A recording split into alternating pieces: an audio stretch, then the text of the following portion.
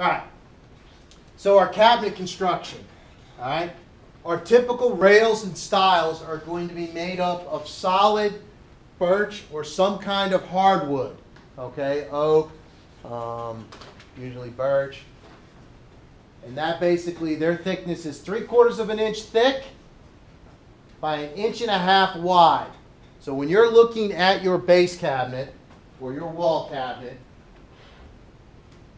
these rails and stiles right here are 3/4 of an inch thick, 1.5 inches wide, okay? This is the rail and stile, okay?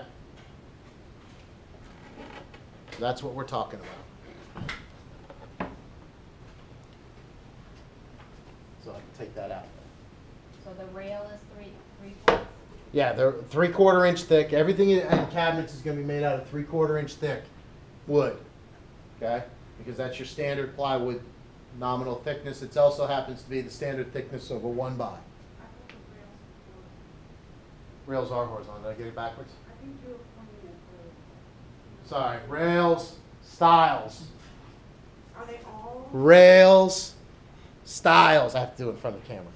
So both of them are Three. 3/4 inch? Yep, all the way around. So when you're looking at the carcass of the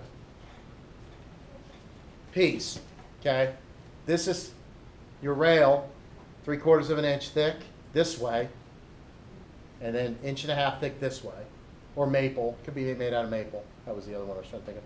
And then your stile is 3/4 inch thick and 3/4 inch. So they build it out of that. These are your pocket screws that we were just talking about, where they drill them in at an angle so you don't see them. Okay, nice tight joint. Your shelves are also 3/4 of an inch thick, and it can be whatever length you want them to be. You just have to specify it.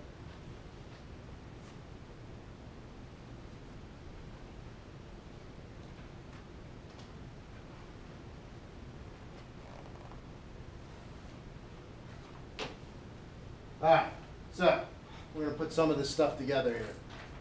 When you're building a casework section, okay, you're going to start basically with your base. And we said that the base is how tall? Okay, from the floor to the countertop. Didn't I throw this away last time? From the floor to the countertop top is 36 inches. Okay?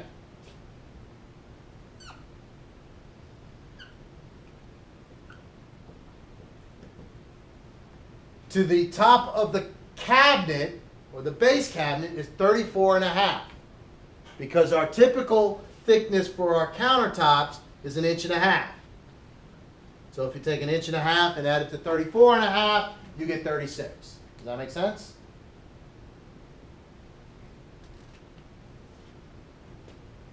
Your countertop width is 25 inches. Okay? Because this is 24 inches from here to here, from the wall to the front of the cabinet, and your countertop usually sticks out 1 inch. Okay? Doesn't have to. You can make them flush with the door or the drawer. You can pull it out further if you choose. Okay? That's entirely up to you as a designer.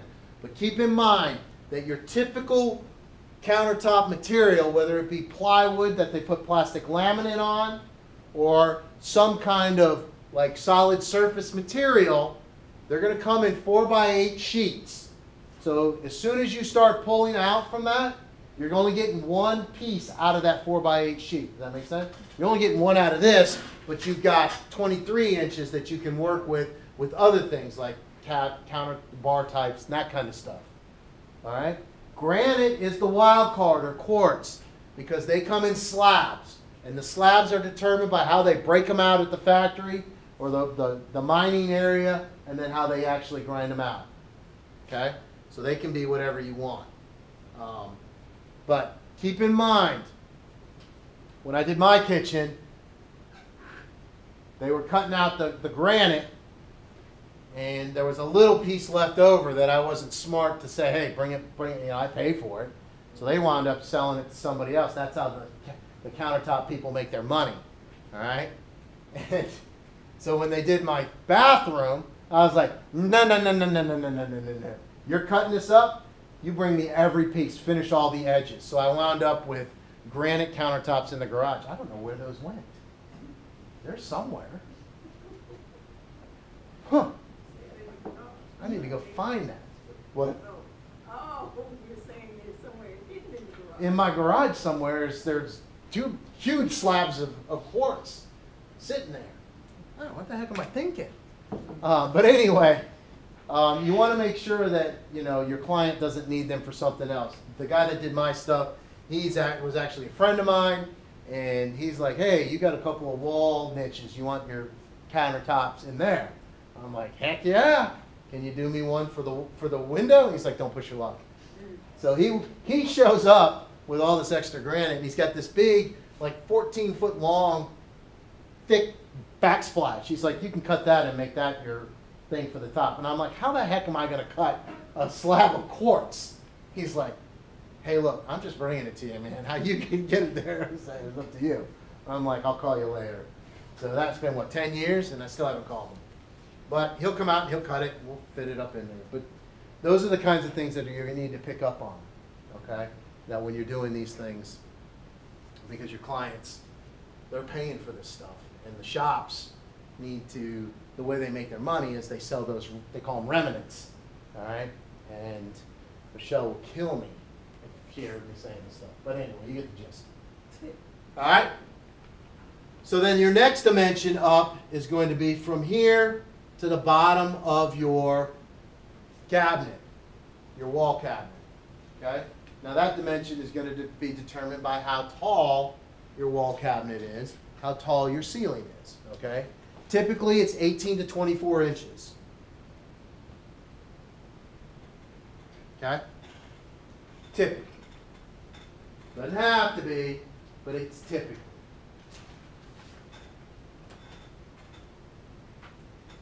Okay? And then your wall cabinet, whatever height that is.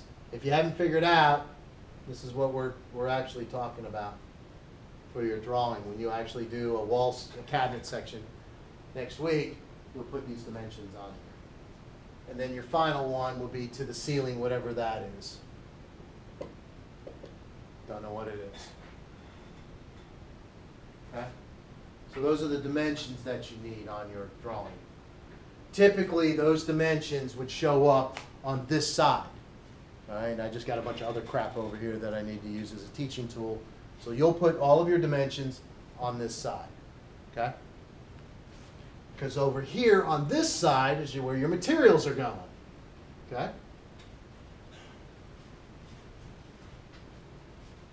You can leave your toe kick and your countertop on this side if you want. All right, so when you're calling out the various materials of your cabinet, you're going to want to, if it's standard cabinets, you can just say standard Crotone.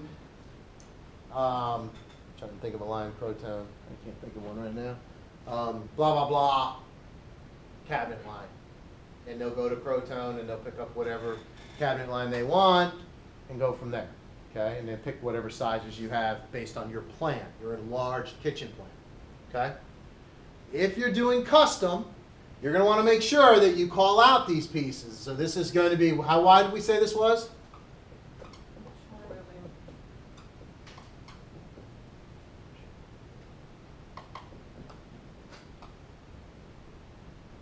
That's Maple. the rails Maple. and styles? I want to go with maple, Oh. yeah. Okay. 3/4 inch maple rail and style. Okay? Your door. Okay? Solid wood rail and style door. Wood to be specified or to be beat.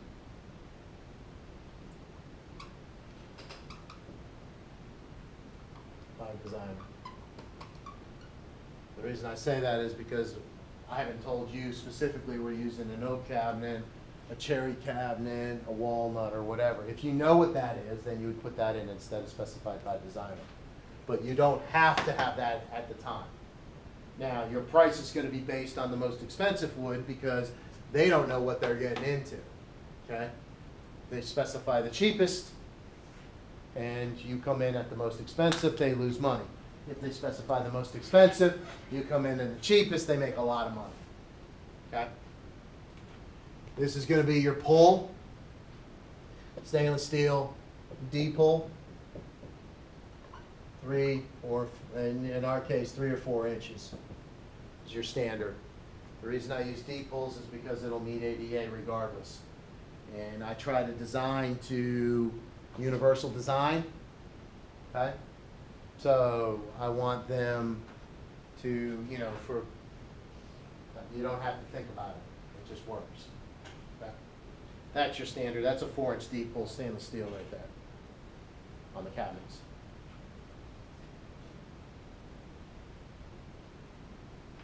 Forgot the shelf. 3/4 inch by 12 inch or 11 inch or whatever it needs to be to fit inside the cabinet. Solid wood shelf with hardwood edge. Okay, so what that means is that I'm getting a solid plywood shelf, and then at this edge I'm going to have a solid wood piece so I don't see the plywood layers. Does that make sense to everybody? If you don't specify that, they'll give you the solid plywood and they won't cover the edge. And then you'll tell them you needed solid wood edge and they'll say, I tell you what, I'll put a little glue thing on there. So if you've ever had cheap furniture and it peels off the edge and you can see the particle board in it, that's the laminate edge to it. Just a thing you want to be careful of. Okay, whatever your countertop is, you think you can put whatever you want there for that. Oh, one thing I forgot was 4-inch backsplash. What's the backsplash for? 30 stuff. We're gonna fall back there behind the cabinet. Yeah, that's what it probably started out as. What's it for now? Just More decorations. Decoration? Nah, No, it's like a. I use Splatter. cove tile. Splatter? Yeah, when you're Seriously? Yeah. Wow. It's Even my easier. ex-mother-in-law, man, she It's get in the easier to kitchen, it's wipe like it down instead of- Tasmanian devil go loose in there. Poof. It's like, seriously? You got spaghetti sauce at the top of the cabinet? How did that happen? Just get rid No, she does too many things at one time and then loses track and things like spaghetti sauce bubble and they go shooting through the air. You know, my foreign exchange students found that out with soup. They make this very thick soup and it starts to bubble because the heat's too much. Poof, poof. It's like, you guys got whatever soup on the ceiling. How is that possible? Oh no. What do you mean you don't know? You did it. How do you know you didn't do it? Because I don't eat that stuff. Anyway, no, a backsplash is to cover the non-straight cabinet or countertop edge at the back because it's cut. Okay, so you put that backsplash over the top, nice clean edge.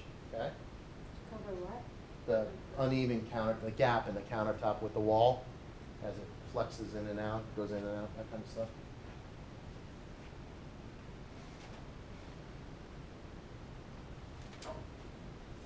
Okay, so then this is going to be the solid wood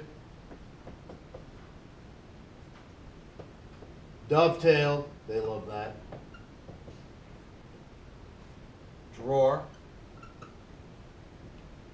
So that means all the joints have to be dovetailed together. You all know what that is, right? You all looked at. Okay, dovetail. Yeah, I know. I'm gonna have to do this too. Hold on here.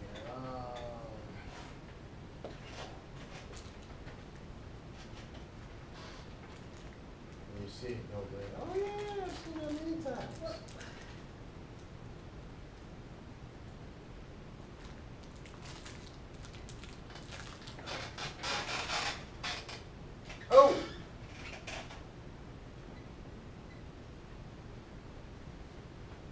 that's a dovetail joint. Right there. Okay. Otherwise, you wind up with your standard joints, which is what we call a butt joint. I always get that laugh when I do say that. Okay? A butt joint is where they take one piece of the drawer and the other piece of the drawer and they screw it, glue it, nail it, whatever they need to do. Okay? It's a very weak joint. So when you close your cabinets, your drawers, sometimes they rack. Okay? Because they're flexing right here.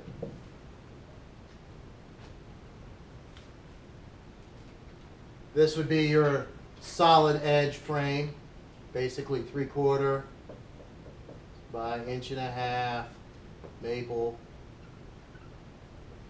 rail and style frame, whatever color you want. Same thing, you mimic the door here, and then you put in your adjustable shelf here. Okay? Does that make sense? And then the last thing you want to call out is what this material is for the toe kick, which is going to be either A, some kind of black or white, depending on if you have white cabinets or some color. Sometimes they'll put black in for the white because when you stand up against it, your toes and your shoes will mar it up. Your mops will mar it up. It'll slosh up dirt onto it. And if you have white, like I do, it is filthy all the time. And so OCD, you're down there trying to scrub this stuff off. It never comes off. Okay, so a can of black spray paint works wonders. Okay, you just add that to the list of things you got to do, right? Or they can put whatever wood is for the cabinet itself, so the cabinet comes down and it looks like the same wood as at the base. So, what I'm going to do for your drawing is I'm going to give you a blown up version of this, and then you're just basically going to reproduce that. And I want you to think about what you're drawing, okay? Because every cabinet is drawn slightly different, because everything is, when you're really doing cabinets, it's custom stuff. Even if you're speccing it out of some space, you know, from some manufacturer, it's still kind of custom. Any questions on that? No? All right, let's take a 5-minute break, and when we come back, we'll wrap up with the kitchen.